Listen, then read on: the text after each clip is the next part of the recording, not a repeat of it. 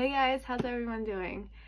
So my name's Ricky, and this video is going to be a little bit different. This is going to be more of a sit down kind of talk with you video. Sorry that my appearance is crazy. It's just I wanted to sit down and make this video because I feel like it's so important just to know, and hopefully this video is going to help somebody. And if you depending on the title, this is pretty much my story on how I found God again. I say again because, well, you'll understand once I say so. I'm just gonna say kind of like my backstory and tell you kind of where my journey's going. And pretty much this is going to be a new series on my channel.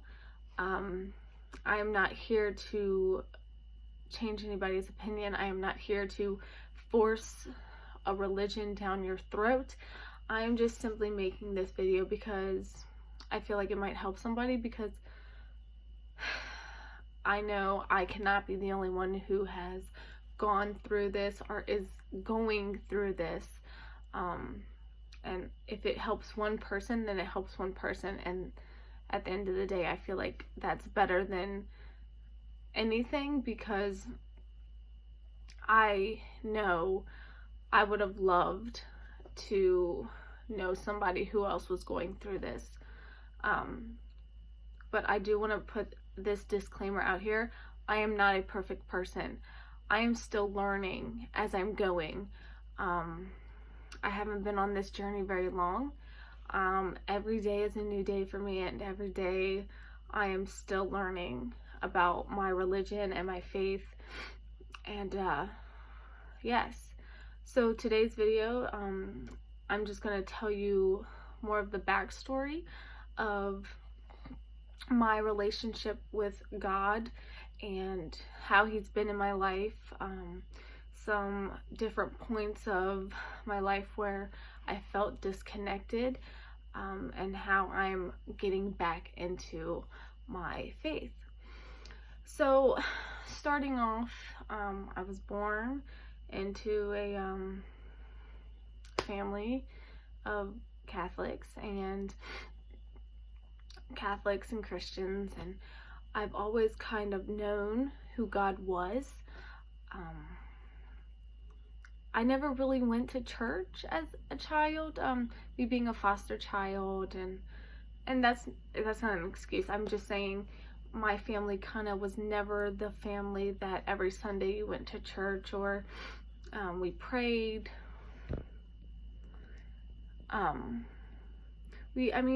Yeah, I knew who he was, and yes, we had pictures and there was a Bible, and when things would go wrong or I was having a bad day, my mother would just say, hey, how about we just pray? Just simple things like that. But I never knew the stories behind everything. I just knew he was the Lord, he was the Savior, he is the man upstairs that is supposed to help you. And I kind of just went based off that. I didn't really ask questions. It was just kind of how it went. That's what I was told. That's what I believed. That's just how it was. Everywhere I went, we talked about God. But it was nothing. It was just like a thing, I guess I could say. So that went on for years and years and years. And then as I got older, I kind of I would pray, I would do the typical, I would go to services on holidays, or at one point I did work for a church, and I worked with the kids, but that's pretty much it. And then everything was fine. I still didn't go to church every Sunday. It's just that I still prayed I wouldn't do it every day, but when I felt stressed or needed some kind of reconnection or just needed a moment, I would pray. And then everything was fine. And then I want to say in 2016, my faith really took a turn. So, you know, that was kind of the year that I started to question a lot of things. I still believed in him. I still was like, hey, he's still my Lord. He's still my Savior. It was still like that. But I still had a lot of questions about it. And with the things that were going in my life, I was very sick that year. I went through a very, very, very tough breakup that year. And yes, so, you know, I kind of pulled back a little bit. I quit my job at the church, and, you know, praying slowly went away. And then 2018 or 2017, it was about the same. 2018 was a very, very tough year for my family, and we lost a lot of people. And I keep looking over here because I do still have some of their photos on my desk here. And we lost a lot of people in some very horrible ways, and God bless them now, but I know they are happy. But, you know, God took them in ways that I wish he hadn't. He took a lot of people from my family due to cancer. He took one due to a motorcycle accident, and it was very frequent.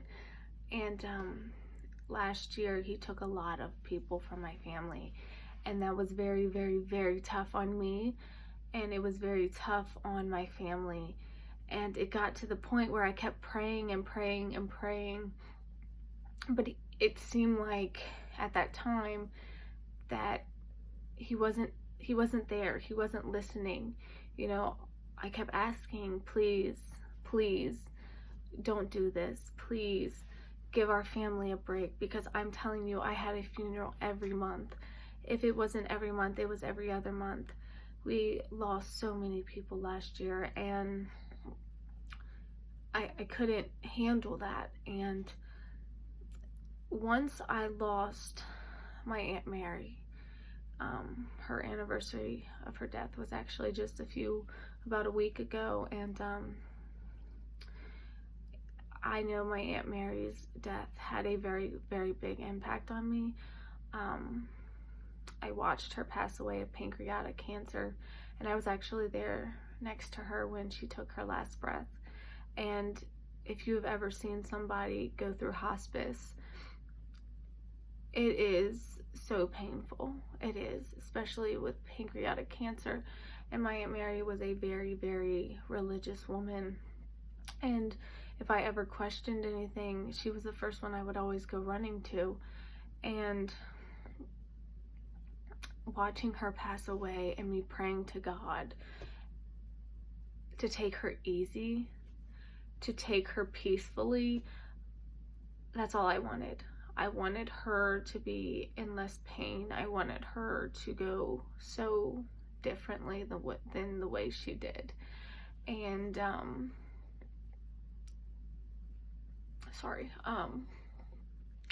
and I want to say, I think when God took my Aunt Mary, that was my breaking point, because I remember after my Aunt Mary's funeral, I went to my car and I said, why? Why am I worshiping a man who isn't listening to me, who isn't helping me? Why am I worshiping someone who is causing so much pain in my life? Because I've always been told, you know, like, if someone's causing you pain in your life, you're supposed to not be around those people. If there's a person going around that is, you know, toxic to your life, getting you in trouble, causing you not to be happy, why would you keep them in your life? And I was in that mind aspect. I was like, this man who I am supposed to worship and respect and love and do all these great things for. Why is he hurting me and my family in so many ways? You know, what have myself or my family done that was so horrible that he had to take so many people in such horrible ways? And I think after my Aunt Mary's funeral, I couldn't understand. And I sat in my car and I said, I can't do this. I will not. I was so angry and so hurt inside. I couldn't do it. I just simply said, I'm no longer going to respect and worship a man who does nothing but hurt me. And that was on me. And I think at that point I said, I'm done. I think I said my last prayer that day in that car, and I said, Dear Lord, I don't know if I can have you in my life anymore. And I don't know what the exact words I said, but I know it was something to that aspect. I said, I don't want you in my life. All you are doing is hurting me. All you have done in this past year is make me cry. I've asked you to take them peacefully, and you've taken them painfully. And I said, I understand you have to call people home, but this isn't how you do it. Especially for people who have done nothing but good in this world. And I couldn't understand why he was taking good people in such horrible ways. And I still don't understand that, but I know that those are questions that I'll never get answers for.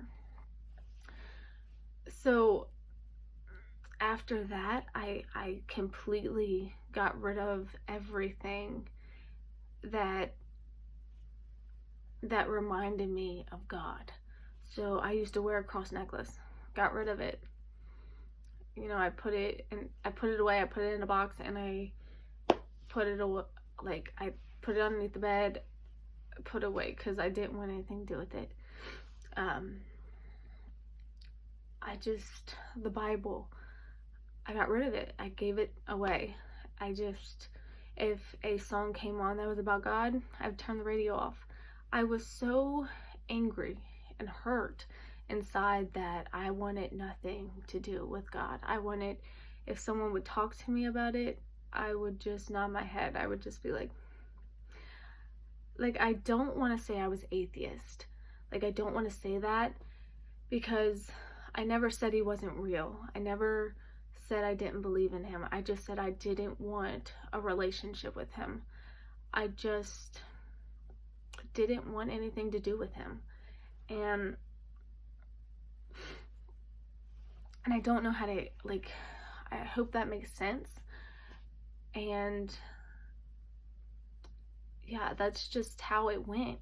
And I went the rest of the year with that mindset of, I don't want anything to do with this man. If a song came on, I would turn the radio station. If someone would talk about God, I would either doze out of the conversation or just, yeah, I wasn't rude about it. I was like, oh, I was very respectful about it. It was just something that I had to go through. And I just simply was like, it's not somebody I want to be involved with. And that's just how I was. So I will admit the rest of the year was pretty hard. But with me going away from God and not having that relationship with him really did cause me to go down in a downward spiral.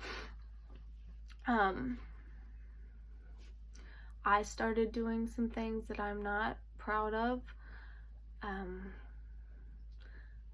I'm still not proud of it, and I've asked for forgiveness for those things, and I'm so sorry that this video is all over the place. I'm just trying to get out what needs to be said, but it wasn't, so that was how I looked on life. That's how I expected things. I just pretty much cut him out like he was a friend that I no longer needed, and that's pretty much what I did. I just cut it out, and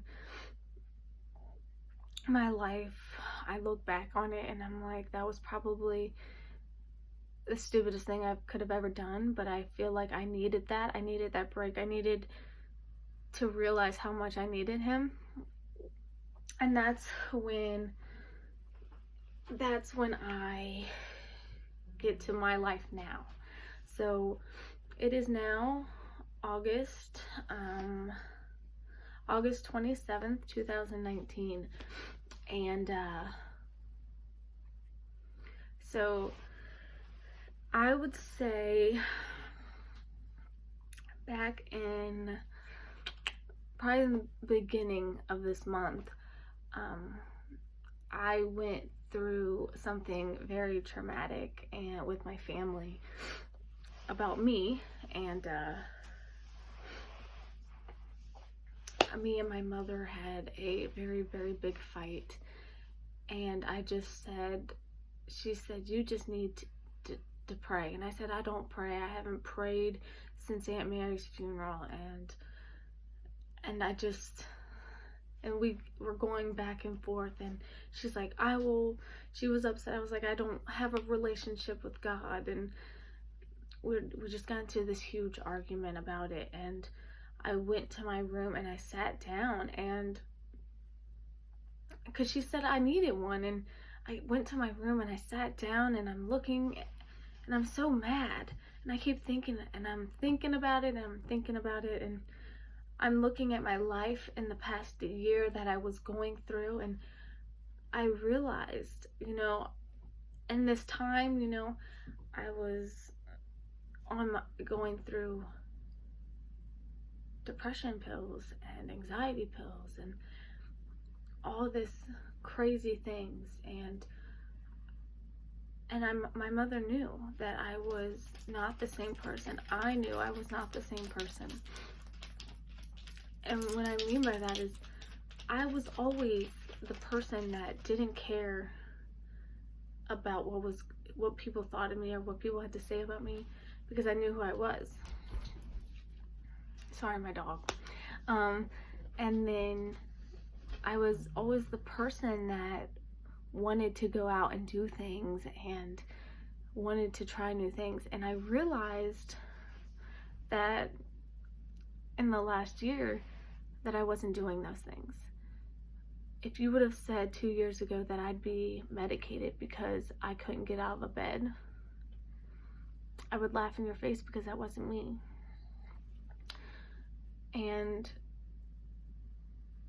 I sat down after that fight with my mother, and I just realized how dark my heart was. How sad my heart was. And I kept feeling like something was missing, and that's why I kept going out and doing these stupid things. And I'm gonna be honest, I was going out and I was smoking pot almost every single day, any chance that I got.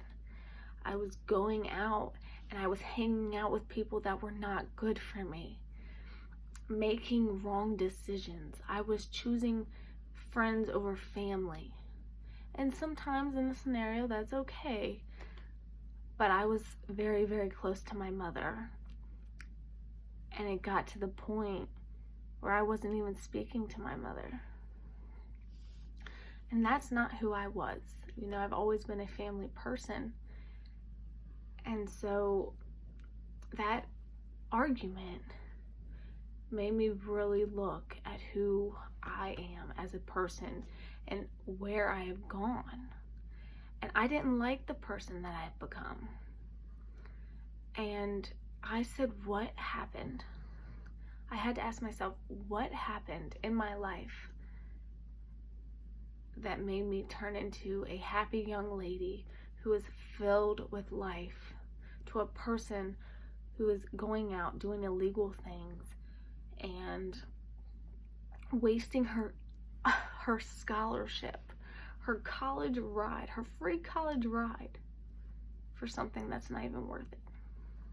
Hanging out with people that could make you lose everything you've ever worked for. And I realized it all started happening when I left God behind. And I realized that's the part of me that was missing. The part in me that was missing was my relationship with God. And you might be listening and think, oh my God, girl, you're crazy. And I might be. But I honestly believe that I was missing God. He was absent in my life. I forced him out of my life. And I needed him. I need God in my life to make me a better person. God makes me who I truly am. I am a person who worships God, who loves God, and needs God in her life to make her a better person. The devil took his opportunity, and he realized I left God, and he came in and hit me like a truck. And that's how I feel. I feel like he came in, hit me like a truck, and grabbed me by the back of my hood and took me to the bad place, because that's where it was. And I realized that night, I said, I've made a mistake. I made a mistake by ending my relationship with the most important person in this whole entire universe, and that was God. And I realize now, yeah, I could have been angry. I could have been mad. It's okay to be angry with God. It's okay to be mad at God. You know, you get mad at your parents, but they're still your parents. You know, but it's okay. But I should have never ended that relationship for that long. You know, I should have let myself cool down and went back. But I told myself I wouldn't. And a couple weeks ago, sat down and the first time in a year I prayed and said, Dear Lord, I'm so sorry.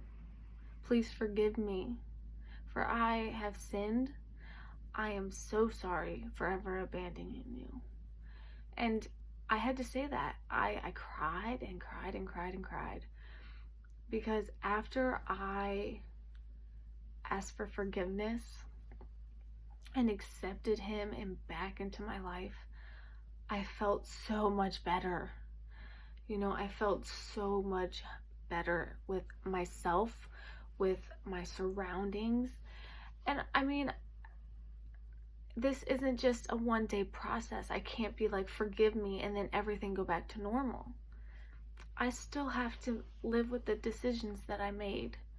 I still have to go through this journey of rebuilding my relationship with God. I'm still hurt inside, but I need to work through that. And that's the whole purpose of this new journey that I am going through. I have gone to church.